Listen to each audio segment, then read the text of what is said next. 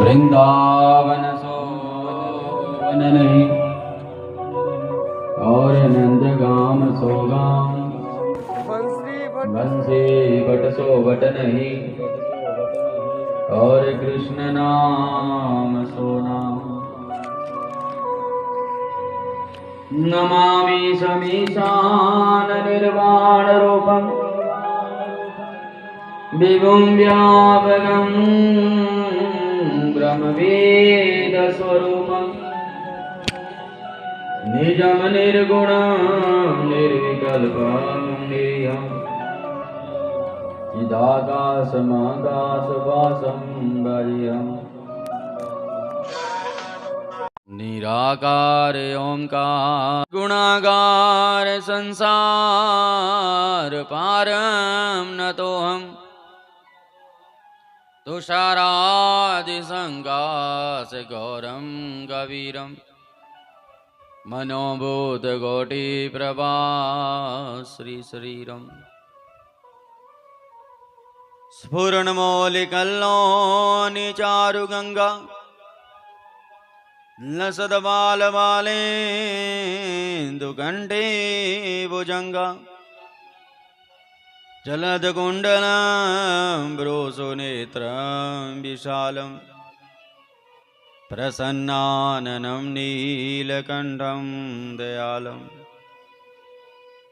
मृगादेशचर्माम्बरं मुण्डमालं प्रियं शङ्करं सर्वनाथं भजामि प्रियं शङ्करं सर्वनाथं भजामि प्रियं शङ्करं सर्वनाथं भजामि। कथा प्रारंभतोत है सुनो वीर हनुमान राम लखन सीता सहित सदा करी कल्याण। बोलिए श्रीमद्भागवत महापुराण की जय हो। बोलिए गौरी शंकर महादेव की जय हो। उमापति महादेव की जय हो। नमः पार्वती पताये हरि हरि महादेव शंभु। हर हर महादेव हर हर महादेव हर हर महादेव हर हर महादेव शंभो।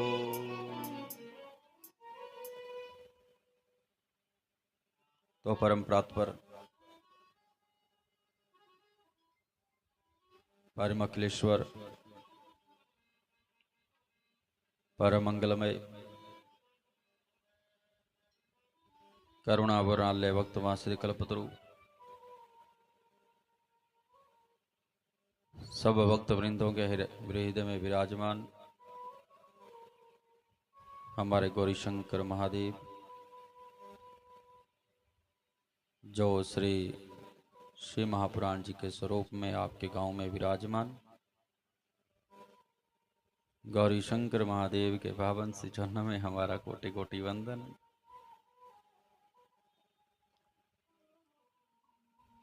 उसके उपरांत हनुमंत लाल जी महाराज जो श्री महापुराण जी के हमारे हनुमंत लाल जी महाराज जो पिछले 4 दिनों से इस यज्ञ की रक्षा के लिए खड़े हैं। हनुमंत लाल जी महाराज के पावन श्री चरणों में भी हमारा कोटि कोटि वंदन। उसके उपरांत हमारे प्रभु श्री राम जी जो सपरिवार जो है आपके इस पवित्र गांव में पवित्र नगरी में विराजमान मेरे राम जी के श्री चरणों में हमारा कोटि कोटि वंदन। उसके उपरांत इस प्रधान डेरे के जो महापुरुष थे ब्रह्मलीन श्री बापू गंगादास जी महाराज, ब्रह्मलीन श्री बापू कुमदास जी महाराज, उनके पवित्र चरणों में हमारा शत शत बार नमन, उनको कोटि कोटि प्रणाम कि ऐसे महापुरुष जो है धरती के ऊपर होते रहें और भक्तों को समय समय के ऊपर दिशा निर्देश जो है करते जाएं। उसके उपरांत भद्रकाली मैया, गौरी शंकर भगवान जो आपके डेरे में सदा के लिए विराजमान, भद्रकाली मैया के श्री चरणों में हमारा वंदन। भद्रकाली मैया के साथ साथ गौरी शंकर भगवान के श्री चरणों में भी इस दास का कोटि नमन। अब इस डेरे के संचालक महंत श्री गुरुचरण दास जी महाराज, जो साक्षात रूप में बापूजी की तरह, जिनका स्वभाव ना किसी से फालतू बोलना, ना किसी से फालतू की ईर्ष्या, ना किसी से द्वेष, अपनी लगन से जो है ठाकुर जी के श्री चरणों में, बापूजी के श्री चरणों में लगे हैं। ऐसे महापुरुषों के चरणों में हमारा कोटि कोटि वंदन। आज धरती टिकी है तो इन्हीं संतों के सहारे टिकी है कि आज भी हमारे देश में ऐसे संत विराजमान है जो निष्ठा भाव से ठाकुर जी के चरणों से, भोले बाबा के चरणों से जुड़े हैं और एक साधारण व्यक्ति के लिए दिशा निर्देश करने के लिए बैठे हैं। उसके उपरांत आप सब भगवत प्रेमी बुजुर्ग लोग भी आपके इस गांव के कथा रसपान करने के लिए बैठे हैं। ऐसे बुजुर्गों के चरणों में भी इस बच्चे का कोटि कोटि नमन। और हमारी मातृशक्ति, आप सबको भी हमारी ओर से नमन, आप सबको भी हमारी ओर से राधे राधे। देखिए, भोले बाबा की ये कथा आपके गांव में बापूजी की कृपा से हो रही है। भोले बाबा की कृपा, ऐसी कथा जो बड़ी दुर्लभ है, बड़े संयोगों से हमें कथा रसपान करने का शुभ अवसर मिलता है। क्योंकि कथा श्रवण को जाना हो त्यज माया अभिमान, जितने पग भूमि पर चले उतने यज्ञ समान। किसी भी कथा में आप जाते हो, वहां पर छोटा बन करके जाइए। अगर आप छोटा बन करके कथा रसपान करने के लिए आएंगे तो जरूर भोले बाबा आपकी झोली भरेंगे। अगर बड़े बन करके आएंगे कि हम बड़े हैं, हम ये हैं, हम वो हैं, तो भोले बाबा बोले यहाँ आप स्वयं बड़े हैं तो हमसे क्या लेंगे। क्योंकि बड़ा बन करके भोले बाबा से लिया नहीं जाता, बाबा जी से तो छोटा बन करके लिया जाता है। तो आप सब श्रेष्ठ हैं, आप सब भगवत प्रेमी हैं। भोले बाबा की अपार कृपा आपके ऊपर है, संतों महापुरुषों की कृपा आपके ऊपर है। आप तो बड़े भाग्यशाली हैं कि आपका जन्म इस इलाके में हुआ। हम तो सत सत नमन करेंगे इस इलाके को कि जहाँ पर गांव-गांव में महापुरुष विराजमान है और महापुरुषों की कृपा से इस इलाके की जो भगवत प्रेमी है ना, वो बड़े अच्छे हैं। बड़ा प्यार, बड़ा स्नेह जो है हमें इस इलाके में मिलता है। जितना प्यार स्नेह हमें कहीं प्राप्त नहीं हुआ, इस इलाके में मिलता है। आप सब पूजने योग्य हैं। आप सब धर्मात्मा व्यक्ति हैं कि जो अपने गांव में संतों की सेवा कर रहे और बाबा जी की शरण में लगे हैं, भोले बाबा की शरण में लगे हैं। सत्संग प्रिय है, क्योंकि आपको सत्संग का के कारण विवेक जाग गया है। क्योंकि बिना सत्संग विवेक नहीं आएगा।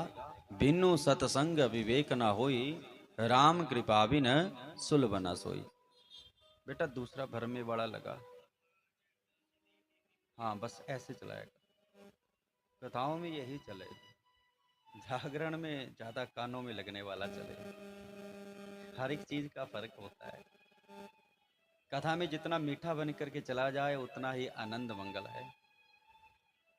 अब बाबा की कृपा है, बोले बाबा की अपार कृपा है कि आप इस इलाके में आए हो। बोले बाबा से क्या भक्ति की प्राप्ति होती है, आप सब में वो चीजें देखने लायक है। क्योंकि बिनु सत्संग विवेक न होई, राम कृपा बिनु सुलभ न सोई। अब राम की कृपा के बगैर ये सुलभ नहीं होता। अब आप लोग भागवत कथा सुनते हैं, आप लोग शिव महापुराण सुनते हैं, अगर आप ध्यान से इस कथा को सुने तो व्यक्ति के अंदर विवेक जाग जाता है, उसको अच्छे बुरे की पहचान हो जाती है, उस व्यक्ति को त्याग की एक भाव जाग जाता है। फिर बस वो फिर बोले बाबा की शरण में रहे कि बाबा अब आप ही हमारे ऊपर कृपा बनाए रखना। तो आइए एक बार फिर आप सब भगवत प्रेमियों को बार बार नमन, आप सबको बार बार मेरी ओर से राधे राधे। तो आइए कथा प्रारंभ करेंगे, सबने मिलकर के हमारे साथ प्रेम से गाना, बोली बांके बिहारी लाल की। चलो मन वृंदावन की ओर, चलो मन वृंदावन की ओर, चलो मन वृंदावन की ओर, चलो मन वृंदावन की ओर, चलो मन वृंदावन की ओर, वृंदावन की ओर, वृंदावन की ओर, वृंदावन की ओर, वृंदावन की ओर, चलो मन वृंदावन की ओर, चलो मन वृंदावन की ओर, चलो मन वृंदावन की ओर, चलो मन वृंदावन की ओर। मिल करके तालियां।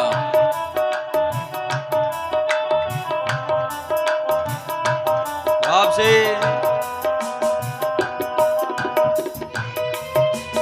हाँ, क्या सुंदर है।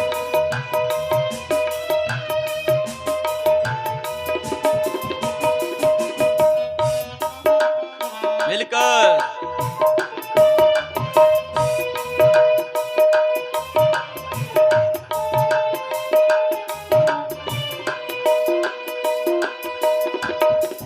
जहाँ विराजत राधा रानी, जहाँ विराजत राधा रानी, जहाँ विराजत राधा रानी, जहाँ विराजत राधा रानी, राधा रानी, राधा रानी, राधा रानी, राधा रानी, चलो मन वृंदावन की ओर, चलो मन वृंदावन की ओर।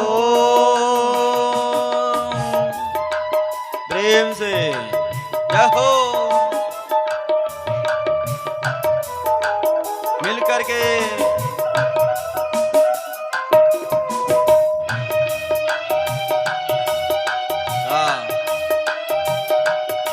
गाइए भाव से।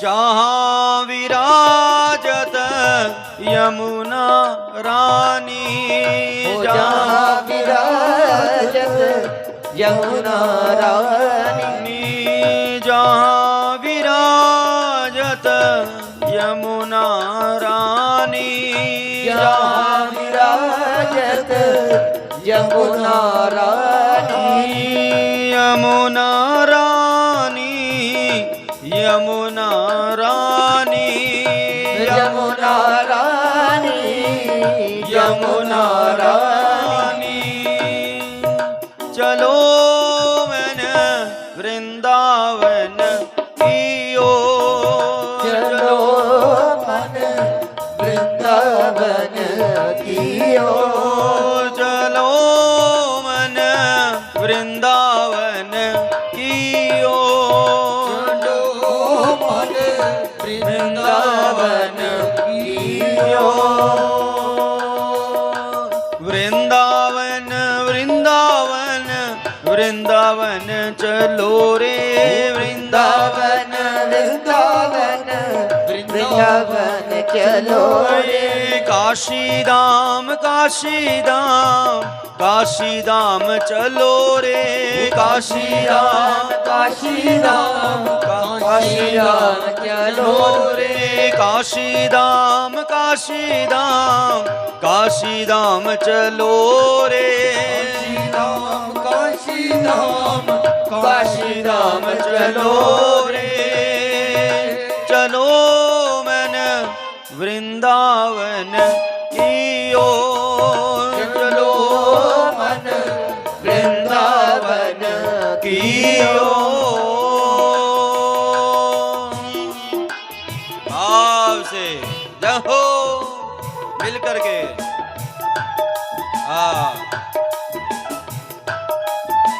प्रेम से मिल करके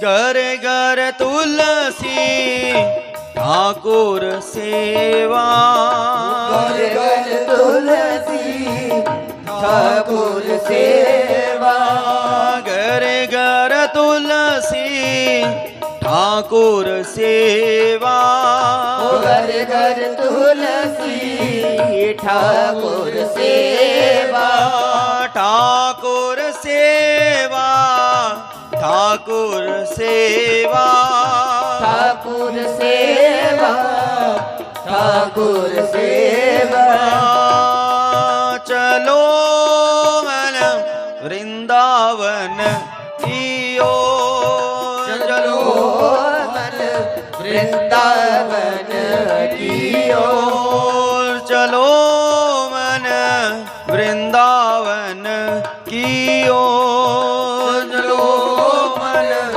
वृंदावन की ओर प्रेम से मिल करके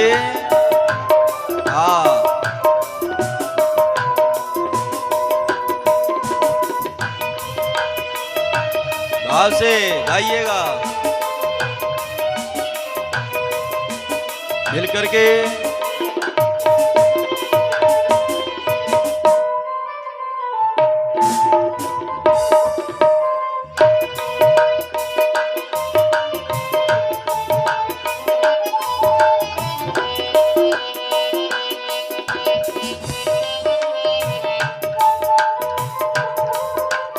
तालियां मिल करके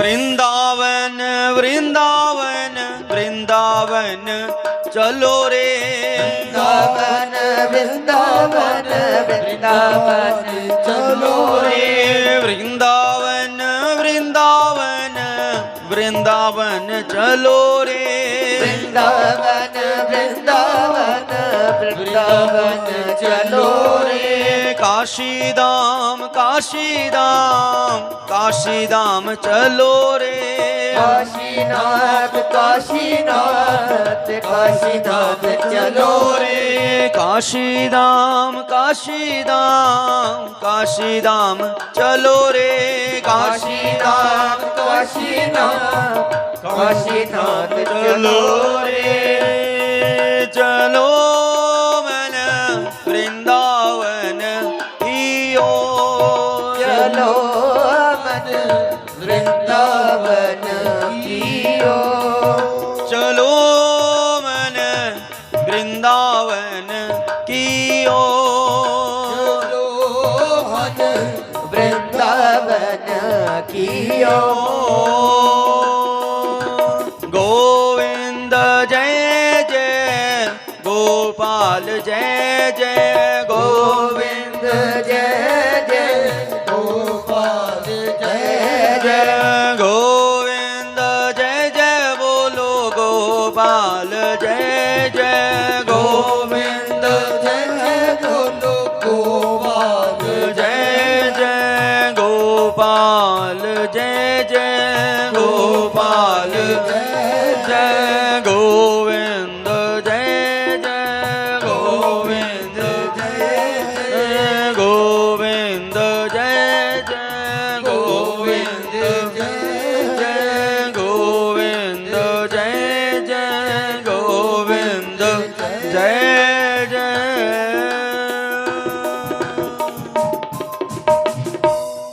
होली गौरी शंकर भगवान की उमापति महादेव की नमः पार्वती बताए हरे हरे महादेव शंभु हर हर महादेव शंभु हर हर महादेव शंभो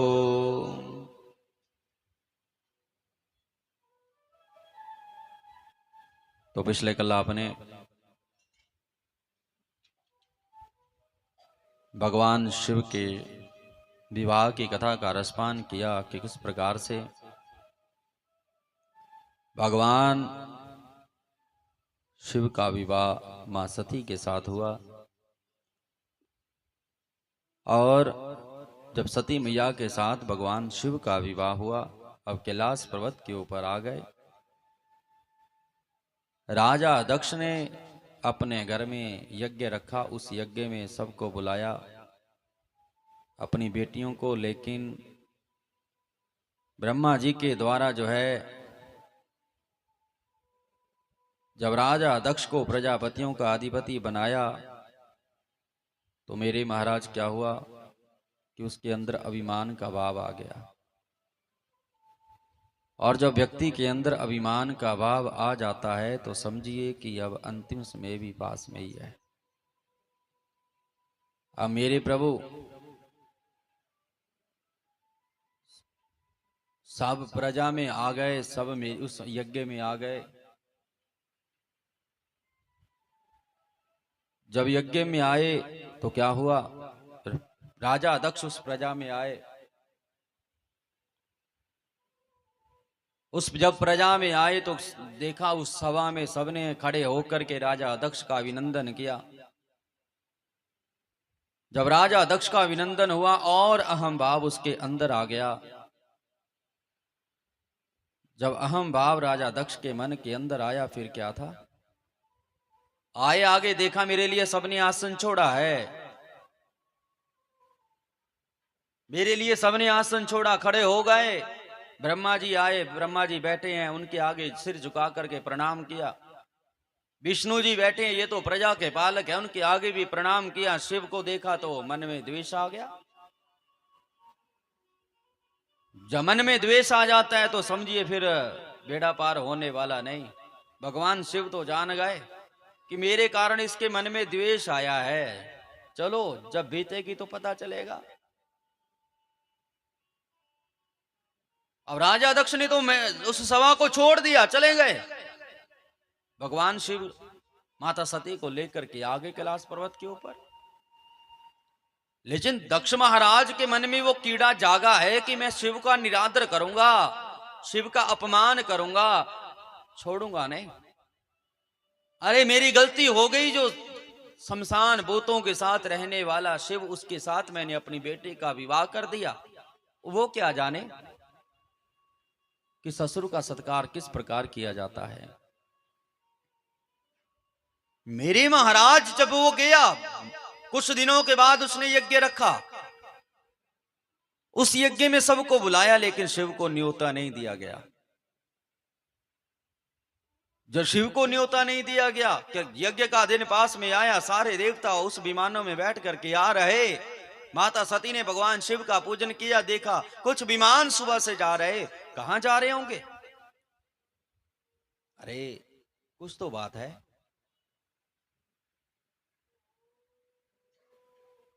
कुछ तो बात है। बोले बाबा का पूजन किया और बाहर आई तो एक विमान में देवतागण बैठ करके जा रहे। पूछा बाबा आप कहां जा रहे हो? हम तो आपके पिताजी के घर में जा रहे। वहां पर क्या है? बोले उन्होंने मेला रखा है, यज्ञ रखा है, उसी में जा रहे हैं हम।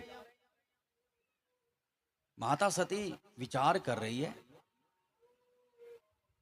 मेरे पिता के घर में यज्ञ और हमें ही नहीं बुलाया, ऐसा कभी हो सकता है क्या? मैं पिता की सबसे लाडली बेटी हूं। अरे मुझे तो जरूर बुलाना था, शायद भूल गए होंगे। विमान में बैठे उनको बोल दिया कि आप जाओ। बोले बाबा ध्यान में बैठे हैं, जब ध्यान खुलेगा तो हम आ जाएंगे, आप चलिए। जब से माता सती को पता चला कि मेरे पिता के घर में यज्ञ, बोले बाबा के चरणों में आगे गिर गई, विलाप करने शुरू कर दिया। बाबा स्वामी आंखें खोलो। भगवान शिव आंखें नहीं खोल रहे, समझ गए कि सती को पता चल गया इसके पिता के यहां यज्ञ है। अगर आज मैं बेचता हूं तो ये वापिस नहीं आएगी। क्यों नहीं आएगी? क्योंकि सती ने भगवान राम का निरादर किया है। भगवान राम कौन है? भगवान शिव अपना गुरु उनको मानते हैं। वही बात है, राम शिव को गुरु माने और शिव राम को गुरु माने। लेकिन सती इस बात को नहीं जान पाई। सती मैया विलाप कर रही, हम जाएंगे जाएंगे जाएंगे, कभी आती है कभी जाती है, कभी आती है कभी जाती है, बस इसी प्रकार चला रहा। भगवान शिव समझ गए कि अब इसको ना भेजा गया तो क्या होगा, ये प्राण छोड़ देगी। वैसे भी इसकी लीला पूर्ण होने का समय आ ही चुका है। और ना चाहते हुए भगवान शिव ने उसे कहा, हाँ देवी बोलो क्या हुआ? बोले चलो मेरे पिता के यहाँ यज्ञ है, उस यज्ञ में सब गए। अगर हम ना गए तो सोचेंगे कि पिछली बार जो पिता ने यज्ञ कैंसिल किया था वो हमारे करके हुआ, इसलिए आप चलो। भगवान शिव बोले, देवी बिन बुलाए हम किसी के घर नहीं जाते, हमारे जीवन का लक्ष्य है। अगर बुलाया प्रेम से तो जरूर जाएंगे, अगर नहीं बुलाया तो नहीं जाते। माता सती बोली, वो तो आपके ससुराल है, ससुराल में आदमी कभी भी जा सकता है, कभी भी आ जा सकता है। माता सती बोल रही है। भगवान शिव बोले, ये बात तो तेरी मानने योग्य है कि व्यक्ति कभी भी आए कभी भी जाए, लेकिन ये यज्ञ जो रखा गया है हमारे अपमान के लिए रखा गया, हमारे निरादर के लिए रखा गया, हम नहीं जा सकते। अगर आप जाना चाहती हो तो जाओ, फिर मत बोलना मेरे को। माता सती बोली, आप मुझे जाने की आज्ञा दो। भगवान ने ना चाहते हुए आज मां सती को जाने की आज्ञा दे दी। माता सती नंदी के ऊपर सवार होकर के पिता के यहां गई, वहां पर उसका निरादर हुआ, प्राण छोड़ने पड़े। क्यों छोड़ने पड़े? क्योंकि शिव के लिए ना आसन रखा है, शिव के नाम की आहुति काट दी गई कि शिव के नाम की आहुति कोई नहीं डालेगा। अब यहां पर कथा आती है शिव महापुराण में कि जब सती मैया ने लीला को पूर्ण किया, भगवान शिव को पता चला, भगवान शिव ने अपनी जटा को उखाड़ा, वीरभद्र को प्रकट किया, जाओ वीरभद्र उस अभिमानी राजा दक्ष का यज्ञ विध्वंस कर दो। वीरभद्र गए गणों के साथ, वहां पर भृगु भग नाम का सूर्य, इन सब की किसी की दाढ़ी नोच ली गई, किसी के दांत तोड़ दिए गए, कईयों के नेत्र निकाल दिए गए। अब अभिमानी राजा दक्ष का धड़ गर्दन अलग करी, उसको यज्ञ कुंड में डाल दिया गया, सारा यज्ञ विध्वंस कर दिया। आ गए, बोले बाबा हमने आपके कार्य को कर दिया। बाबा बोले अच्छी बात है। बाबा ध्यान में बैठ गए। अब ब्रह्मा जी तो जानते हैं कि बिना शिव के कोई कार्य पूरा नहीं होता, बिना शिव के कोई गांव पूर्ण नहीं है, क्योंकि जिस घर में शिव को नहीं मानते वो घर भी पूर्ण नहीं है। जो इंसान शिव को नहीं मानता वो इंसान भी पूर्ण नहीं है। शिव ही शक्ति है, शिव ही ब्रह्मांड में ओमकार की ध्वनि है, और बिना शिव के कैसे बेड़ा पार हो सकेगा। जीते जी भी शिव मानेंगे, अंत में भी शिव।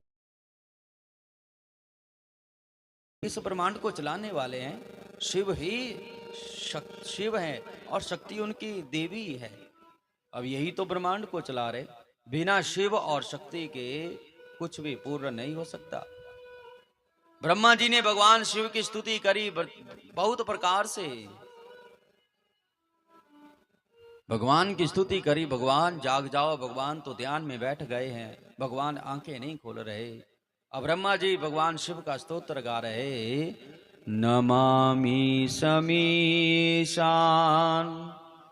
निर्वाण रूपम विभुं व्यापकं ब्रह्म वेद स्वरूपं निजं निर्गुणं निर्विकल्पं निरीहं चिदाकाशमाकाशवासं भजेऽहं निराकार ओंकार मूलं तुरीयं गिरा ज्ञान गौतीत मीशं गिरीशं कराल महाकाल कालं कृपालं गुणागार संसार पारं नतोऽहं तुषारादि संकाल गौरं गभीरं मनोभूत कोटि प्रभाश्री शरीरं स्फुरणमौलिकल्लोनि चारु गंगा लसद बाल बालेन्दु कंडे भुजंगा चलद कुंडलंब्रो सुनेत्रं विशालं प्रसन्नाननं नीलकण्ठं दयालं मृगादेशचर्मा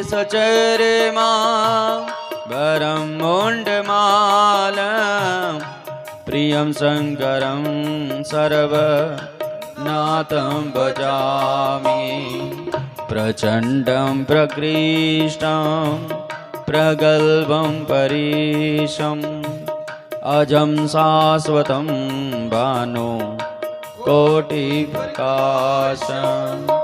न जानामि योगं जपं चैव पूजां नतोऽहं सदा सर्वदा सम्भूतोऽभ्यं जराजन्मदुःखो तातप्यमानं प्रभो पाह्यापन् मामेश शम्भो नमामि समीशा निर्वाणरूपं विभुं व्यापकं ब्रह्म वेदस्वरूपं विभुं व्यापकं ब्रह्म वेदस्वरूपं विभुं व्यापकं ब्रह्म वेदस्वरूपम्। अनेक वैदिक मंत्रों से भगवान की स्तुति करी। भगवान प्रसन्न हो गए। ब्रह्मदेव आप आए, भूल गए बाबा? बोले क्यों आए? चलो हमारे साथ चल पड़े। राजा दक्ष के महलों में पहुंच गए। जब राजा दक्ष के महलों में पहुंचे, वहां पर बोले देखा क्या है, यहां तो सब ही अस्त व्यस्त हो चुका है। अरे महाराज ये क्या? बोले ये आप ही के गणों के द्वारा किया गया। भगवान शिव बोले कोई बात नहीं, अगर मेरे गणों से गलती हुई है तो मैं पूर्ण कर दूंगा। मंडलों से जल निकाला बाबा ने, सबके ऊपर छिड़काव किया, सब अंगों से परिपूर्ण हो गए। जब राजा दक्ष को देखा वो तो वैसे का वैसा ही पड़ा है। जो वो वैसे का वैसा पड़ा है। तो मेरे प्रभु क्या किया बाबा ने, अरे इसका सिर कहाँ है, उसको लेके आओ। बोले वो तो अग्नि में जलकर के अब राख बन गया, कहां से लेके आए। अब इसने अभिमान वश ये यज्ञ किया, जाओ बकरे का शीश लाओ। बकरे का शीश काट करके लाया गया, उसके दड़ के ऊपर लगाया गया, संजीवनी मंत्र कहा गया। जैसे छिड़काव किया महाराज वो तो उठ करके बैठ गया, भगवान के चरणों को पकड़ लिया। बाबा मुझे मुझे मुझे मेरे से गलती हो गई, मैं पहचान नहीं पाया। बाबा बोले अब पहचान गया। हाँ महाराज अब पहचान गए। बोले बाबा अब तो मेरी निंदा संसार करेगा। बोले निंदा नहीं करेगा, जहां पर मेरा नाम होगा वहां पर तेरा भी नाम होगा, मेरे साथ साथ तेरा भी नाम लोग गाया करेंगे। आज बोले बाबा की पूजा पूर्ण होती है तो व्यक्ति 3 बार गला बजा करके बम बम इस शब्द का उच्चारण करते हैं। वो उच्चारण किसी और का नहीं, राजा दक्ष का ही माना जाता है। प्रेम से बोलो ओम नमः शिवाय। यज्ञ पूर्ण हो गया, जली हुई सती को लिया और उठा करके भगवान घूम रहे हैं पूरे ब्रह्मांड में। विष्णु भगवान ने सुदर्शन चक्र से सती मैया के अंगों को काटना शुरू किया। जब सती मैया के अंगों को काटना शुरू किया मेरे प्रभु, जहां जहां सती मैया के अंग गिरे वहां वहां मेरे प्रभु आज सिद्ध पीठ बन गए। और उन सिद्धों पीठों के ऊपर हम लोग जाते हैं, महामाई का गुणगान करते हैं। महामाई के नवरात्रे आते हैं, उनमें गुणगान करते हैं। मेरे प्रभु वो कोई और नहीं, मां सती का ही विग्रह स्वरूप है। आपने सती मैया की कथा सुन ली, समस्त देवियों की कथाओं का रसपान एक व्यक्ति कर लेता है। प्रेम से बोलो ओम नमः शिवाय। अब नारद जी बोले ब्रह्मा जी से, बोले प्रभु यहां तक तो आपने कथा सुनी, अब ये बताइए कि सती मैया को अंग अपना शरीर क्यों वहां छोड़ना पड़ा, इसके पीछे कारण क्या था, इसके पीछे रहस्य क्या था। ब्रह्मा जी बोले कि राम जी का अपमान किया और अपना शरीर छोड़ना पड़ा। अब नारद जी बोले प्रभु आप मुझे राम जी की कथा का रसपान कराइए कि राम जी कौन थे और उन्होंने किस घर में अवतार लिया और किस प्रकार सती मैया ने उनका निरादर किया। ये कथा बड़ी सुनने के योग्य है, आप मुझे प्रेम से सुनाइए। बोलिए सियावर रामचंद्र महाराज की। बोले हम आपको सुनाते हैं कि त्रेता युग हुआ। ये त्रेता युग की बात है। त्रेता युग में अयोध्या में राजा दशरथ थे। दशरथ जी महाराज के घर में 3 रानियां थी, कौशल्या, कैकेयी और सुमित्रा। राजा दशरथ के घर में 3 रानियां थी, लेकिन उनके घर में पुत्र नहीं था। अब राजा दशरथ के कई वर्ष जब विवाह को हो गए, एक दिन राजा दशरथ सोच रहे हैं कि मैं बुजुर्ग अवस्था में पहुंच रहा हूं, मेरे घर में पुत्र नहीं है। इंसान को पुत्र प्राप्ति के लिए अनेकों प्रकार के उपाय करने चाहिए, क्योंकि चांद चढ़े सूरज चढ़े और दीपक जला लो हजार, जिस घर में पुत्र नहीं रहता अंधकार। अब महाराज राजा दशरथ ने अनेकों प्रकार के दान किए, पुण्य किए, जप किया, तप किया, लेकिन उनको किसी प्रकार का फल नहीं मिला। अब राजा दशरथ सोच रहे हैं कि 3 रानियों के बावजूद भी इतने उपाय किए, कोई पुत्र नहीं, कोई संतान मेरे घर में नहीं। अब व्यक्ति जब हार जाता है तो किसकी शरण में जाए? अपने गुरु की शरण में जाता है। अब राजा दशरथ ने भी क्या किया, अपने गुरु की शरण की ओर चल पड़े। राजा दशरथ के गुरु कौन हुए? वशिष्ठ जी महाराज। वशिष्ठ जी की ओर चल पड़े राजा दशरथ, कि अब गुरु जी ही मुझे रास्ता बताएंगे, क्योंकि बिना गुरु गत नहीं और संतान दे बिना सत नहीं। अब राजा दशरथ चल पड़े, जब अपने गुरु की ओर, गुरु के पास जाकर के पहुंचे गुरुजी के आगे प्रणाम किया। गुरुजी ने देखा राजा दशरथ आए। हे राजन, आप? बोले हाँ महाराज। गुरुजी बोले तो हमें बुला लिया होता, हम आ जाते आपके पास, आपने इतना कष्ट क्यों किया? राजा दशरथ बोले गुरुदेव, प्यासा ही कुएं के पास जाता है, कुआं कभी प्यासे के पास नहीं आता। अब इच्छा मेरी है, कामना मेरी है, तो अगर मुझे कुछ पाना है तो मुझे ही आना पड़ेगा। गुरु स्वयं आपके पास नहीं आएंगे, आपके घर नहीं आएंगे। जैसे एक बच्चा पढ़ता है, उसे स्कूल में भेजना पड़ता है। क्यों? क्योंकि वो वहां कुछ जाकर के सीखेगा, वहां कुछ जाकर के वो पाएगा। उसी प्रकार गुरु का दर्जा होता है। हम लोग गुरु के यहां जाते हैं, गुरु वहां हमें कुछ ना कुछ जरूर मिलता है सीखने के लिए। जैसे राजा दशरथ पहुंचे, गुरुजी बोले अब आ ही गए हो, बताइए किस काम से आप आए हो? तो राजा दशरथ बोले कि हे गुरुदेव, मेरे घर में 3-3 रानियां हैं और इतना बड़ा मेरा राजपाट है, और दुख की बात तो यह है कि किसी भी रानी के गर्भ से किसी भी संतान का जन्म नहीं हुआ। हम आपके पास इसलिए आए कि हमें कोई उपाय बताइए महाराज, कि हमारे घर में भी पुत्र हो जाए, हमारे घर में भी संतान हो जाए। गुरुजी बोले अच्छा। बोले हे राजन, संतान तो हो जाएगी, लेकिन उसके लिए आपको पुत्र का मेष्टि यज्ञ करवाना पड़ेगा। राजा दशरथ बोले गुरुदेव, हमारे घर में किसी चीज की कमी नहीं है, बस एक ही कमी है जो मैंने आपको बता दी, बाकी सब कुछ है भगवान की दया से। गुरुजी बोले हमने आपको बताया कि पुत्र कामेष्टि यज्ञ करो, लेकिन वो यज्ञ मैं नहीं कर सकता। उस यज्ञ के लिए आपको एक आचार्य जी बुलाने पड़ेंगे, एक महापुरुष बुलाने पड़ेंगे, उनका नाम है श्रृंगी ऋषि। अगर श्रृंगी ऋषि आपके यहाँ आने के लिए मान जाते हैं तो समझिए, अगर उन्होंने पुत्र कामेष्टि यज्ञ कर दिया तो संतान हो जाए, क्योंकि पुत्र कामेष्टि यज्ञ हमें बताया गया। राजा दशरथ बोले गुरुदेव तो आप हमारे साथ चलिए। हाँ अभी चलते हैं। अब गुरुजी ने मना नहीं किया, अब दोनों ही श्रृंगी ऋषि के पास चले गए। श्रृंगी ऋषि के पास गए, श्रृंगी ऋषि जी के आगे प्रणाम किया। श्रृंगी ऋषि ने देखा गुरु वशिष्ठ जी आए, उनके साथ राजा दशरथ भी है। बोली आप कि राजा दशरथ के महलों में आप चलिए, वहां चलकर के पुत्र कामेष्टि नाम का यज्ञ करिए, और हमें भरोसा है कि अगर आपने पुत्र कामेष्टि यज्ञ के मंत्रों को बोल दिया तो साक्षात अग्निदेव आ जाते हैं, आप चलिए।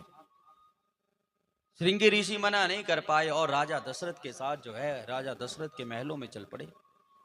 राजा दशरथ के महलों में आकर के पहुंचे, वहां पर यज्ञ की तैयारी की गई, बड़ी विधि के साथ उस यज्ञ की को करना शुरू कर दिया।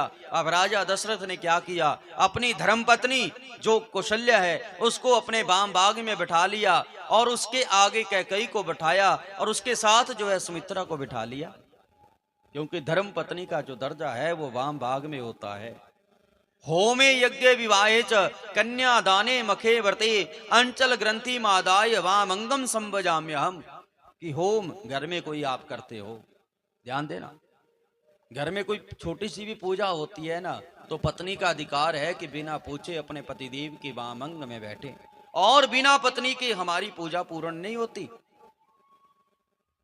यज्ञ आप घर में करते हो, कहीं मंदिर में पूजा करवाते हो, तो वहां पर भी पतिदेव का धर्म है कि अपनी पत्नी को साथ में बिठाया जाए।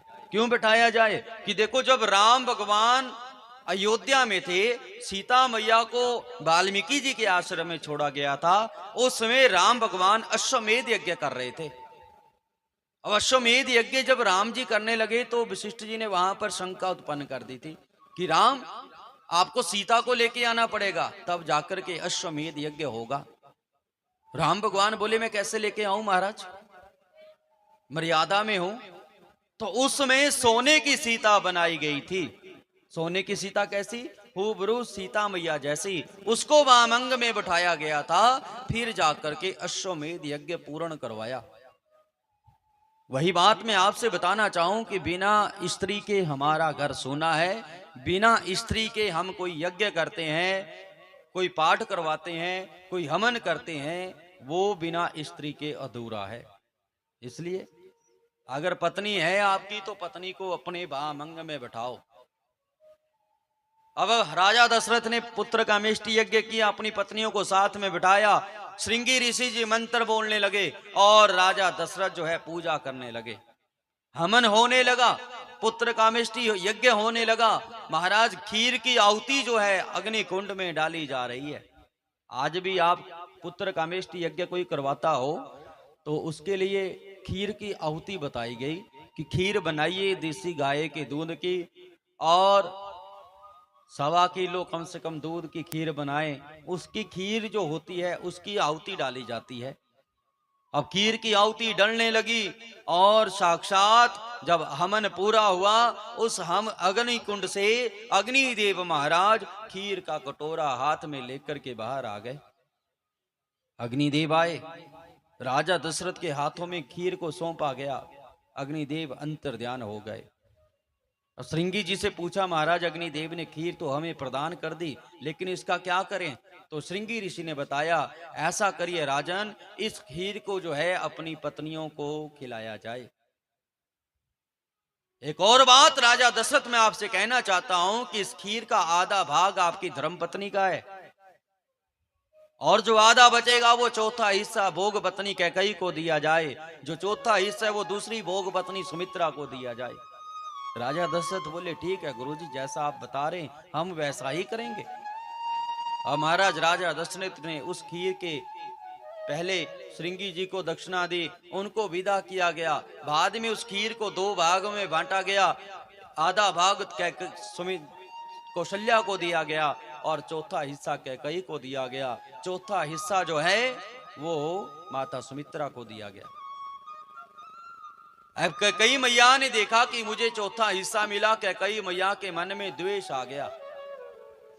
जब कैकेयी मैया के मन में द्वेष आया, महाराज आनंद नाम की रामायण ये बताती है कि उसी समय चील आई, उसने कैकेयी के हाथों के ऊपर से खीर उठाई और अंजनी पर्वत के ऊपर माता अंजनी तपस्या करने में बैठी है, उसके हाथ के ऊपर जाकर के उस खीर को छोड़ दिया। अंजनी माता ने क्या किया, भगवान शिव का प्रसाद समझ करके उसको भक्षण कर लिया और उनके गर्भ से हनुमान जी का, जो रुद्र रूप माने जाते हैं, हनुमान जी का प्राकट्य हुआ। बोलिए हनुमंत लाल की। अब देखिए कैकेयी मैया का हाथ सूना हो गया।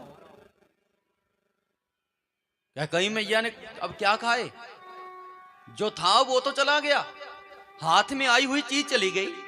कभी भी आपको कोई प्रसाद दिया जाता है तो उसके भीतर द्वेष मत करना। द्वेष कर करके खाया तो फिर क्या खाया। अब मेरे महाराज सुमित्रा मैया ने क्या किया और कौशल्या मैया ने क्या किया, देखा हमारी साथ की है ये भी, अगर इसके गर्भ से कुछ नहीं हुआ तो हम किसी योग्य नहीं। अब सुमित्रा मैया और कैकेयी कौशल्या मैया दयावान मूर्ति है, उन्होंने थोड़ा थोड़ा भाग अपने खीर में से निकाला, कैकेयी मैया को दिया। तीनों रानियों ने खीर को खाया और तीनों गर्भवती हो गई। पूरी अयोध्या जो है सजाई जाने लगी। क्यों? कि राजा दशरथ पिता बनेंगे। महाराज चैत्र का महीना आया, यही महीना जो चल रहा है, यही महीना आया, शुक्ल पक्ष आया, नौमी तिथि आई, अभिजीत मुहूर्त आया और दिन के 12 बजे कौशल्या मैया के गर्भ से मेरे राम जी का प्राकट्य हो गया। बोलिए सियावर रामचंद्र महाराज की। नौमी तिथि मधुमास पुनीता, शुक्ल पक्ष अभिजीत हरिप्रीता। नौमी तिथि शुक्ल पक्ष अभिजीत मुहूर्त, दिन को 12 बजे राघवेंद्र का प्राकट्य हो गया, मेरे राघव का प्राकट्य हुआ। दूसरी ओर कैकेयी मैया ने एक पुत्र को जन्म दिया जिसको भरत जी कहते हैं। सुमित्रा मैया के गर्भ से 2 पुत्रों का जन्म हुआ, एक लक्ष्मण जी और दूसरे शत्रुघ्न जी। अब राघवेंद्र ने अपना दिव्य रूप जो है मां कौशल्या को दिखाया मां ने देखा मेरे राम विष्णु रूप में आए, प्रणाम किया, बोले प्रभु आपने मुझे रूप दिखाया अपना अच्छी बात है, लेकिन मैंने आपको पुत्र रूप में बुलाया है, पिता के रूप में मैंने तो आपको बुलाया है नहीं। मेरे राम जी महाराज बाल रूप में आ गए और माता कौशल्या ने गोदी में लिया। अब पूरी अयोध्या में समाचार फैल गया कि राजा दशरथ के घर में चार पुत्र जो है पैदा हुए हैं। अब राजा दशरथ की खुशी का ठिकाना नहीं। जब खुशी का ठिकाना नहीं महाराज, पूरी अयोध्या में खुशी मनाई जाने लगी कि हमारे राजा के घर चार पुत्र हो गए। बड़ी लंबी कतार लग गई मेरे राम जी के दर्शनों के लिए। हर एक व्यक्ति महाराज पंक्ति में बड़े प्रेम से मेरे राघवेंद्र का दर्शन कर रहा। राजा दशरथ भी पंक्ति में खड़े होकर के मेरे राम जी का दर्शन कर रहे हैं। इतना सुंदर लेख श्री रामचरितमानस में आया। अब मेरे राम जी का दर्शन किया।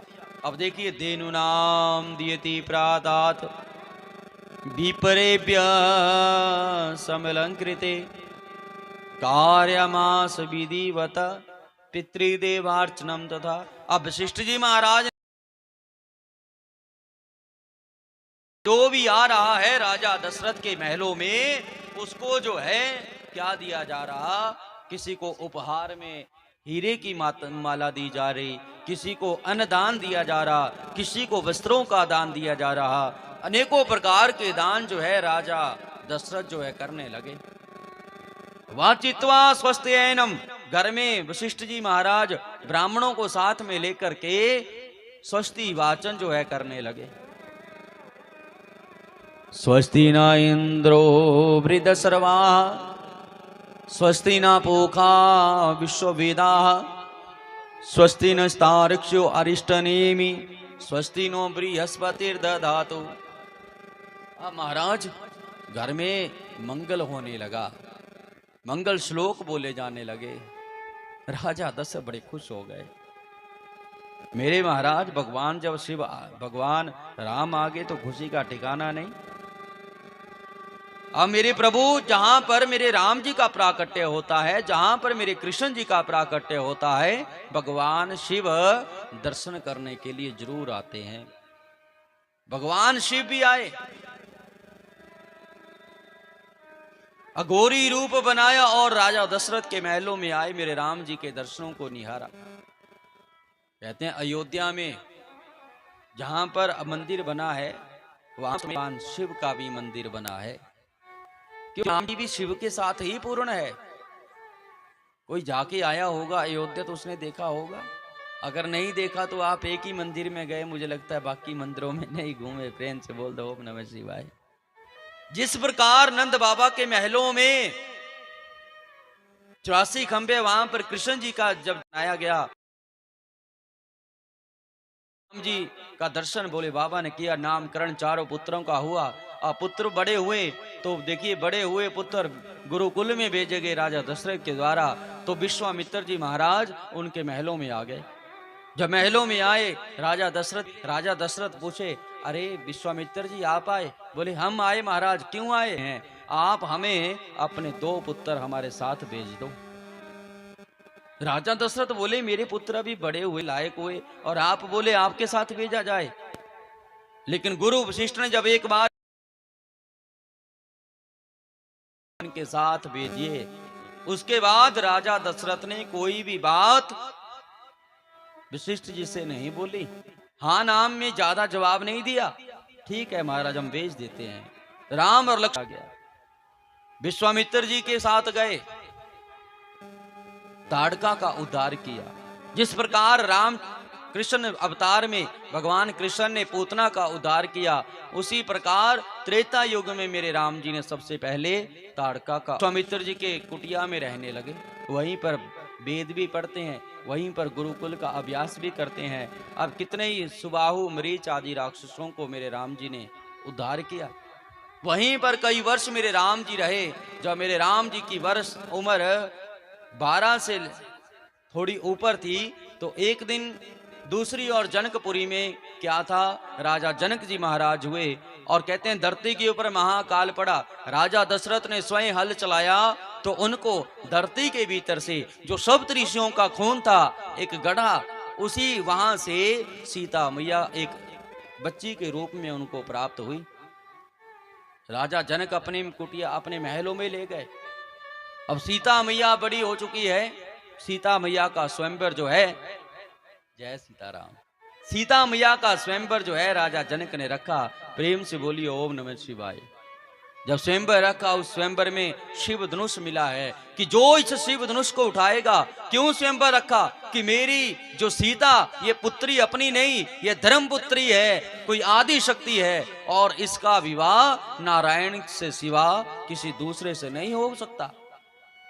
और महाराज स्वयंवर रखा, निमंत्रण भेजा गया सबके लिए। सब बड़े बड़े राजा महाराजा आए और निमंत्रण जो है विश्वामित्र जी को भी भेजा गया। विश्वामित्र जी ने निमंत्रण पढ़ा और मेरे प्रभु राम जनकपुरी की ओर चले। जब जनकपुरी में चले, आगे गौतम जी की पत्नी अहिल्या जो एक पत्थर की मूर्त बनी थी, मेरे राम जी वहां पहुंच गए। विश्वामित्र जी बोले, अरे राम जी। गुरु जी बोले, ये पत्थर को पांव लगाओ। बोले, नहीं लगा सकता महाराज,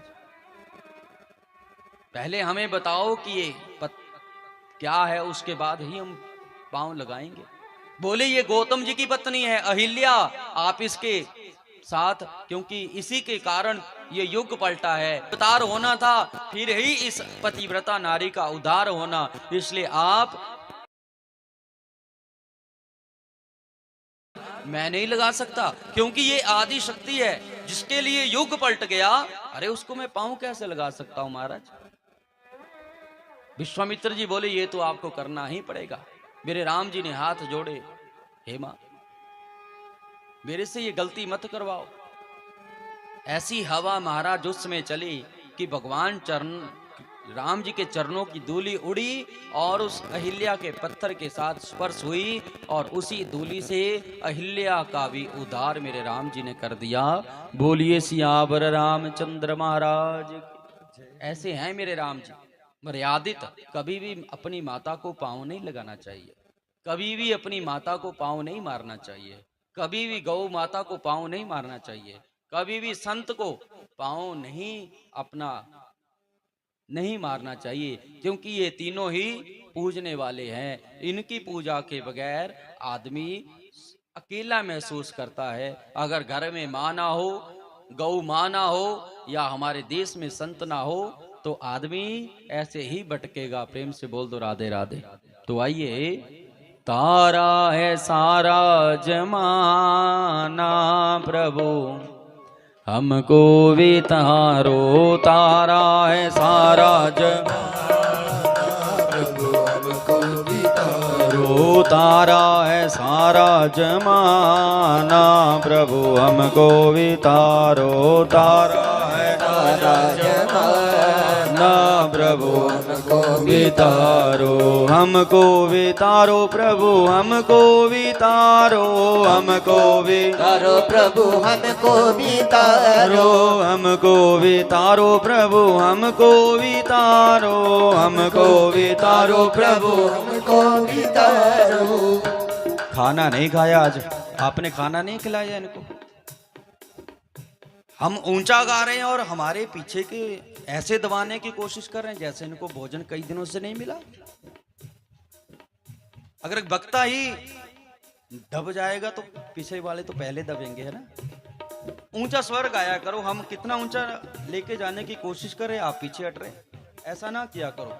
ओ तारा है सारा जमाना प्रभु हमको भी तारो, तारा है सारा जमाना प्रभु हमको भी तारो, हमको भी तारो प्रभु हमको भी तारो, हमको भी तारो प्रभु हमको भी तारो, हमको भी तारो प्रभु हमको भी तारो, हमको भी तारो प्रभु हमको भी तारो। तारा है सारा जमाना प्रभु हमको भी तारो, तारा है तारा जमाना प्रभु हमको भी तारो, तारा है सारा जमाना प्रभु हमको भी तारो।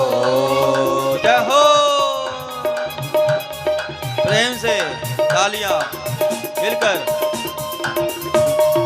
हाँ,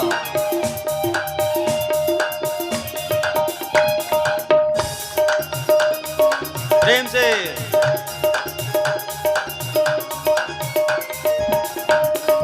हमने सुना है तूने बिलनी को तारा, हमने सुना है प्रभु बिलनी को तारा, हमने सुना है प्रभु बिलनी को तारा, हमने सुना है प्रभु बिलनी को तारा।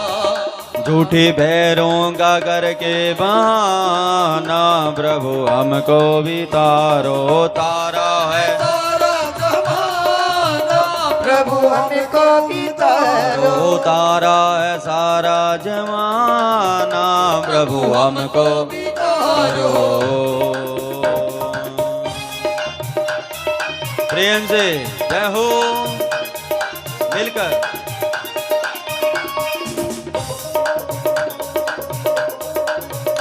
भाव से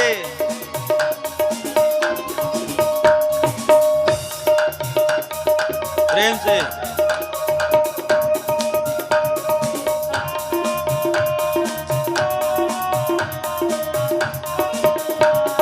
हम सुना है तूने अहिल्या को तारा, हमने सुना है प्रभु हिलिया को तारा, हमने सुना है प्रभु अहिल्या को तारा, हमने सुना है तूने हिलिया को तारा।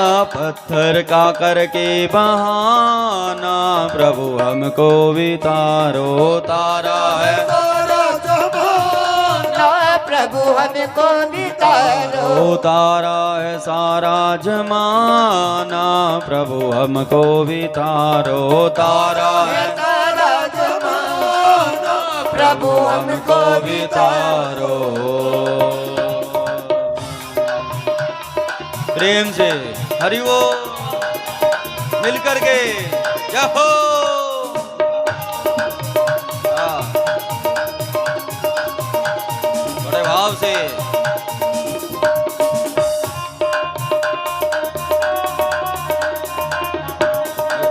तालियां थोड़ा जोर से।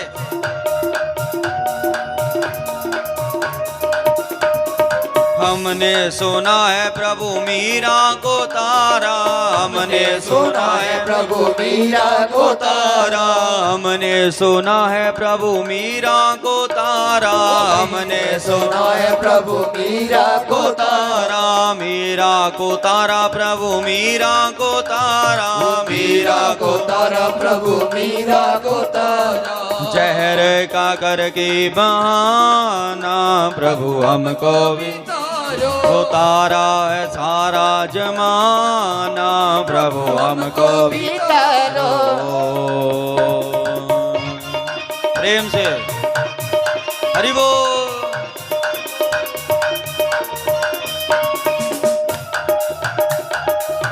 प्रेम से जय हो।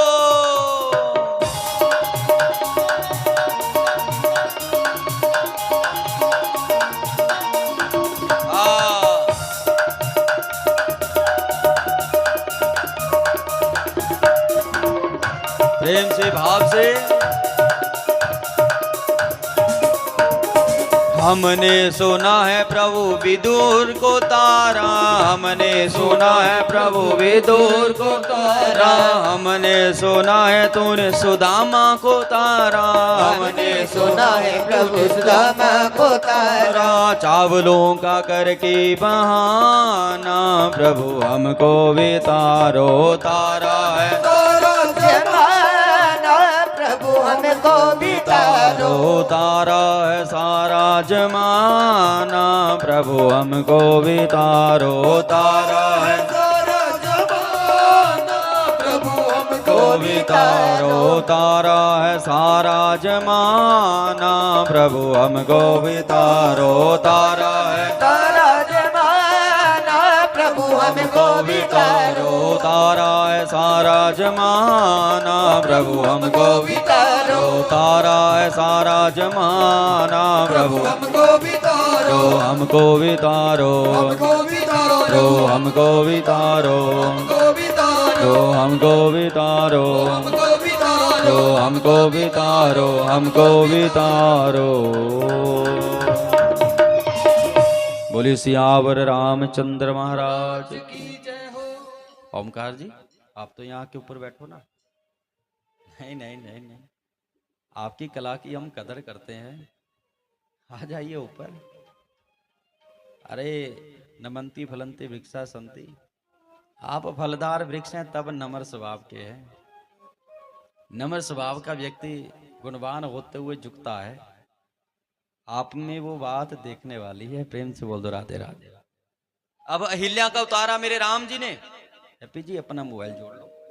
अहिल्या को उतारा, फिर क्या था, चल पड़े आगे, जनकपुरी में पहुंच गए। जाकर के जनकपुरी में पहुंचे, फिर क्या था, महाराज वहां बैठ गए। बड़े बड़े योद्धा आए हैं वहां पर, अपना अपना जोर लगा रहे, लेकिन शिव धनुष तो उठाना बड़ी दूर की बात, हिला तक कोई नहीं पाया। रावण तक के महायोद्धा वहां पर आए, रावण तक के आए, लेकिन महाराज उस शिव धनुष को उठाने में कोई भी समर्थ नहीं है, क्योंकि शिव सिर्फ नारायण के द्वारा ही उठाए जा सकते हैं। क्योंकि भगवान शिव ने कहा है ना, विष्णु को वरदान दिया है कि तेरी मान्यता मेरे बराबर है, और ब्रह्मा जी भी अगर आ जाते तो शिव धनुष को नहीं उठा सकते थे, सिर्फ नारायण वहां आएंगे। नारायण को वरदान है भगवान शिव का कि तू सच्चाई के ऊपर है, तेरी पूजा होगी। अब मेरे प्रभु भगवान राजा जनक देख रहे कि बड़े बड़े योद्धा आए, लेकिन किसी से उठाया नहीं गया शिव धनुष। अब राजा जनक को चिंता फंस गई, अब क्या करें, शिव धनुष नहीं उठाया जा रहा। विश्वामित्र जी के चरणों में आ गए, बोले प्रभु कुछ करिए, कहीं ऐसा ना हो ये स्वयंवर बीच में ही रुक जाए, क्योंकि हमें कोई लगता नहीं यहां पर कोई क्षत्रिय योद्धा है जो इस शिव धनुष को उठा पाए। विश्वामित्र जी बोले जनक जी आप चिंता ना करो, हम आपकी चिंता की कदर करते हैं, अभी तक मेरे पास है, आप बैठिए अपने आसन पे, जब समय आएगा तो हम भेज देंगे। बड़े बड़े योद्धाओं ने जोर लगाया, जा रहे हैं वापिस, जैसे आए वैसे ही जा रहे हैं। ने राम जी की ओर देखा, मेरे प्रभु राम जी की ओर इशारा किया, राम जी उठ गए, विश्वामित्र जी के आगे प्रणाम किया, बोलिए गुरुदेव आज्ञा, बोले जाओ इस कार्य को पूर्ण करो। मेरे राम जी चल पड़े, शिव धनुष के पास पहुंचे, पहले तो भगवान शिव के आगे प्रणाम किया, भगवान शिव के आगे प्रणाम किया, और देखते ही देखते मेरे राम जी ने शिव धनुष को उठा लिया, प्रतंचा को चढ़ा दिया और उसी क्षण तोड़ भी दिया। अरे यज्ञ पूर्ण कर दिया। जिस शिव धनुष को हिलाने में बड़े बड़े योद्धा महारथी सक्षम नहीं हुए, आज उस शिव धनुष को भगवान राम ने एक हाथ से उठा दिया, क्योंकि नारायण है मेरे राम, और नारायण शिव नारायण के द्वारा ही उठ सकते हैं। प्रेम से बोल दो राधे राधे। हमारा पुष्प वर्षा होने लगी, कहीं वर्णन आता है कि परशुराम जी आए, कहीं वर्णन आता है कि विदाई होगी उसके बाद परशुराम जी आए, जो क्षत्रिय है। और परशुराम जी कैसे योद्धा हुए जिन्होंने 21 बार धरती को क्षत्रिय बीन कर दिया था, और अपनी माता का अंतिम संस्कार भी उन्होंने बाएं हाथ की हथेली के ऊपर किया था कि ऐसी जगह अपनी माता का अंतिम संस्कार करूंगा जहां पर किसी ने किया ना हो। और परशुराम जी ने पहली उंगली से अपनी माता की कपाल क्रिया करी थी, तब से जो है पहली उंगली जो है पूजा में वर्जित हो गई। तब से पहली उंगली कोई भी पूजा में नहीं लगाता, अन्यथा 5 उंगलियां बराबर है। परशुराम जी के द्वारा कपाल क्रिया पहली उंगली के साथ की गई, तब से प्रेत कर्म जितना भी होता है पहली उंगली के साथ किया जाता है। प्रेम से बोलो ओम नमः शिवाय। अब माता जानकी आई, फूलों का हार लेकर के मेरे राम जी के गले में डाल दिया। भगवान जी हाथ जोड़े खड़े हैं और बड़े विनम्र भाव से मेरे राम जी ने उस वरमाला को डलवाया। आज के बच्चों की तरह नहीं कि कभी कोई पीछे हट रहा, कभी कोई पीछे हट रहा, कभी किसी को उठाए जा रहे, कभी कुछ करे जा रहे। अरे धूर्तों की बारात आई है क्या? विष्णु रूप में आप आए हो किसी के घर में, वहां पर नम्र स्वभाव से आइए। वहां पर आकर के ज्यादा नाटक करने की आवश्यकता नहीं होती। प्रेम से बोलो ओम नमः शिवाय। जो पहले ही ऐसा कर रहे जीवन तो उनका ऐसे ही चलेगा फिर। इसलिए नम्र स्वभाव से वरमाला को डलवाइए। वरमाला डाली गई मेरे राम जी के गले में, और में भगवान राम ने मां सीता के गले में वरमाला डाली।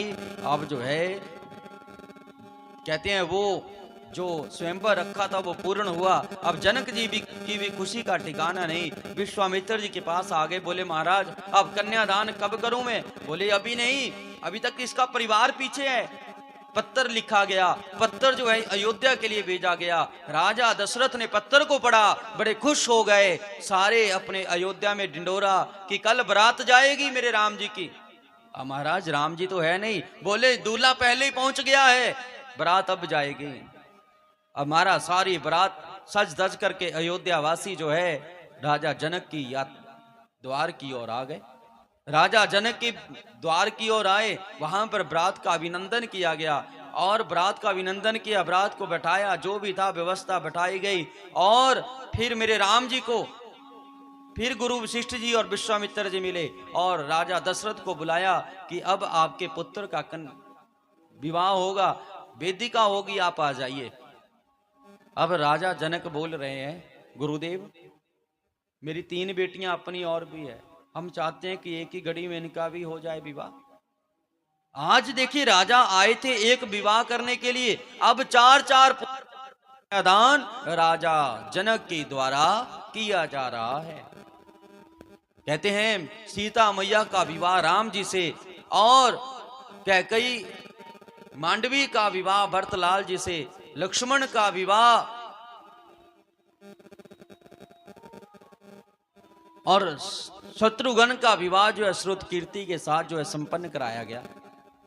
एक मुहूर्त में, एक घड़ी में चारों पुत्रियों का कन्यादान किया, और चारों पुत्रियों का कन्यादान राजा दशरथ के चारों पुत्रों के हाथों में दे दिया। वेदिका हुई बड़े प्रेम से, कई दिन तक बारात वहां पर रुकी, और जब विदाई का समय आया, अब राजा जनक बड़े करुण भाव से अपनी बेटियों की विदाई कर रहे हैं। कहते हैं एक बेटी को घर से विदा करना बड़ा मुश्किल है। आज राजा जनक के यहां तो 4-4 जाएंगी। अब जितने भी जनकपुरी के लोग हैं वो सारे दुखी हैं और मायूस हैं कि माँ सीता जो है अब जा रही है, क्योंकि माँ सीता का स्वभाव बड़ा नम्र स्वभाव है, सबसे प्रेम करती है और सबका सत्कार करती है। आज ऐसी बेटी घर से जाएगी तो महाराज मन तो भर ही जाता है, सबका मन भर गया। मेरे जनक जी ने सीता मैया को गले से लगा लिया और अपनी बेटियों को उपदेश दे रहे हैं, बेटियों ध्यान रखना। आज जनक जी महाराज भी अपने अश्रुओं को नहीं रोक पाए और बड़ा दिल कर करके अपनी बेटियों की विदाई कर रहे हैं। जब विदाई हुई तो महाराज दशरथ जी महाराज जनक जी के चरणों में पड़ गए। जनक जी बोले महाराज आप ये क्या कर रहे हो, आप तो दूल्हे लड़के वाले हो और लड़के वाले बड़े होते हैं। बोले ना महाराज लड़की वाले बड़े होते हैं। प्रणाम किया दशरथ जी ने। क्यों प्रणाम किया कि महाराज आप भाग्यशाली हैं कि जिनके घर में बेटियां हैं, क्योंकि बेटियां भी होना घर में अति आवश्यक है। आज आपके घर की 4 बेटियां मेरे घर की 4 बहुएं बनने जा रही हैं और मैं तो मांगने वाला हूं। हम मांग करके आपकी बेटियों को लेकर के जा रहे हैं और आप ही दानी हैं। कहते हैं जिसने अपने बेटी का दान कर दिया, बेटी का कन्यादान कर दिया, महाराज उसको चारों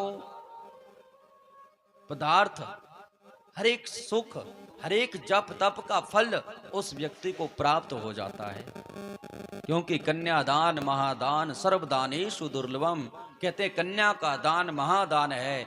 बड़े संयोगों से एक भाग्यवान व्यक्ति को कन्यादान करने का सुअवसर प्राप्त होता है। और कहते हैं बिना कन्या दान जीवन जीना कैसा है। लोग यहां वहां जाकर के कन्यादान कर रहे, क्योंकि कन्यादान गौदान से बढ़कर के है, कन्यादान भूमि दान से बढ़कर के है, कन्यादान स्वर्ण दान से बढ़कर के है और कन्यादान को महादानों में माना गया। इसलिए दशरथ जी महाराज प्रणाम करते हैं। जनक जी बोले ऐसी बात नहीं है। अब महाराज विदाई हुई, बड़े करुण भाव से विदाई की गई। अब रास्ते में परशुराम जी मिले, परशुराम जी के साथ मेरे राम जी की वार्तालाप हुई। कहते हैं आपने शिवधनुष को तोड़ा। लक्ष्मण जी को गुस्सा आ गया, लेकिन राम जी उससे मनाते हैं, अरे गुस्सा नहीं करते, क्योंकि गुस्सा हमारे जीवन का किया हुआ जप तप सब खत्म कर देता है। पूरा दिन माला फेरते जाओ, एक समय अगर गुस्सा आ जाए तो सब गया। इसलिए प्रेम से मिलिए, प्रेम से रहिए, शांति से रहिए, क्योंकि शांति से बड़ा कोई जप और नहीं हो सकता। लक्ष्मण जी को अरे चुप हो जाओ। मेरे राम जी ने परशुराम जी का जो मन में वहम था उस वहम को निकाला। परशुराम जी ने उनको आशीर्वाद दिया और मेरे राम जी अब सीता मैया के साथ जो है अयोध्या में आ गए। अयोध्या में बड़ी खुशी मनाई जाने लगी। आज 4-4 बहुएं अयोध्या में आ रही है। कौशल्या मैया ने बहुओं का सत्कार किया, उनका स्वागत किया और अब मेरे राम जी अयोध्या में रहने लगे। कहते हैं बड़ी खुशी जो है मेरे राम जी के विवाह की लोगों को थी। कई दिन तक उत्साह मनता रहा। और एक बात आप नोट करिए कि जहां पर ज्यादा खुशी होती है, कई बार वहां पर ऐसी नजर लगती है कि वो सब कुछ मातम में बदल जाता है। तो अयोध्या में चल रही थी कि राजा दशरथ शीशा देख रहे थे, तो शीशे में क्या देखा कि मेरी दाढ़ी में सफेद बाल आ गए। और राजा दशरथ ने सोच लिया कि अब मैं बूढ़ा हो गया और अपने अयोध्या का राजा, अब मुझे अयोध्या का कार्यभार अपने पुत्रों को सौंप देना चाहिए। वशिष्ठ जी से मिले, वशिष्ठ जी से बोले महाराज मुझे लगता है कि अब मैं बच्चों की शादी कर दिया, मैं बूढ़ा हो गया हूं, मन करता है कि बच्चों को ही राजपाट सौंप दूं। वशिष्ठ जी ने कहा ये तो आपने बहुत अच्छा सोचा, ठीक है किसको बिठाऊं गद्दी पे? बोले राम जैसा राजा नहीं मिलेगा, राम को राजा बना दो। पूरी अयोध्या में डंडोरा पिटवा दिया कि कल राजा राम होंगे। अब महाराज जब पूरी अयोध्या में डंडोरा पीट गया, पूरी अयोध्या वासी बड़े खुश हैं, हमारे राजा राम बनेंगे। लेकिन महाराज विंध्येश्वरी माता का आगमन अयोध्या में हो गया, महलों में हो गया, और उसने मंत्रा की बुद्धि को घुमा दिया। मंत्रा जो एक दासी थी आ गई कैकई के पास। कैकई मैया भी बड़ी खुश हैं कि राम का राज्याभिषेक हो रहा है। जितना प्रेम माँ कैकई राम जी से करती है उतना प्रेम तो कौशल्या का भी नहीं था। लेकिन यहां पर एक मंत्रा आ गई। मंत्रा मतलब जो दूसरे के घर में आग लगाए, वो मंत्रा है। जो दूसरे की खुशियों को सहन ना कर पाए वो मंत्रा है। अरे महाराज वो मंत्रा अब आ गई है कैकई के पास। कैकई मैया से बोली अरे कल राजा राम होंगे। बोले अच्छी बात है। अरे कैकई क्या कर रही हो तुम? बोले अच्छी बात है। कहां की अच्छी बात? अरे राम राजा बन रहे। बोले हाँ मुझे पता है राम राजा बन रहे। मंत्रा बोली ये मानती नहीं। बोले तेरा बेटा सेवा में रहेगा जीवन भर। आज तो इनमें प्रेम है, कल पता नहीं एकता बनी रहेगी क्या अलग हो जाएंगे। अगर कल को इनके रास्ते अलग हो गए तो बेटा कहां जाएगा तेरा? राम को तो राजपाट मिल जाएगा। अरे जब इतनी बात कही कैकई का दिमाग घूमने लगा। क्यों घूमने लगा? कि मंत्रा ने बात ही कुछ ऐसी बोल दी कि आज बच्चों में प्रेम है, कल शादी हो जाती है, प्रत्येक बच्चे का रास्ता अलग बन जाता है। फिर जो दो भाई आपस में इकट्ठे रहते हैं, शादी होती नहीं, फिर एक दूसरे से हम बात नहीं करते, अलग अलग अपने रास्ता बना लेते हैं, अलग अलग अपना घर बना लेते हैं। हाँ एक दिन अलग होना है, अगर शांति से हो जाए, प्रेम से हो जाए तब तो अलग बात है। अगर झगड़ा हो जाए दो भाइयों में, फिर एक ही मां के गर्भ से दो बच्चों का जन्म होता है, एक अच्छा बन जाता है, एक वैसा बन जाता है। अरे मंत्रा बोल रही कैकई मैया अभी भी समय है। अरे कैकई अभी भी समय है, अपने बेटे भरत को राजपाट मांग लो, मेरी बात आपको बाद में समझ आएगी। हाँ क्या कई मैया बोली ये तो बात ने ठीक बोली, लेकिन मैं कैसे क्या करूं? बोले अरे तेरे विवाह के समय के 2 वर हैं राजा दशरथ के पास, वो कब काम आएंगे उनको मांग लो। क्या कही मैया कैसे मांगो? बोले अभी मांगो, कहीं ऐसा ना हो बेटा सेवा में ही रह जाए, देरी मत करो शुभ काम के लिए। अगर आज आपने नहीं मांगा तो जीवन भर नहीं मिलेगा। आज राजा दशरथ खुश भी हैं और खुशी में अगर किसी से कोई चीज मांग ले, महाराज बात ही कुछ ऐसी है, हमने सुना कल राम राजा बनेंगे। राजा दशरथ हाँ मेरे राम राजा बन जाएगा। बोले नहीं महाराज मुझे अब आप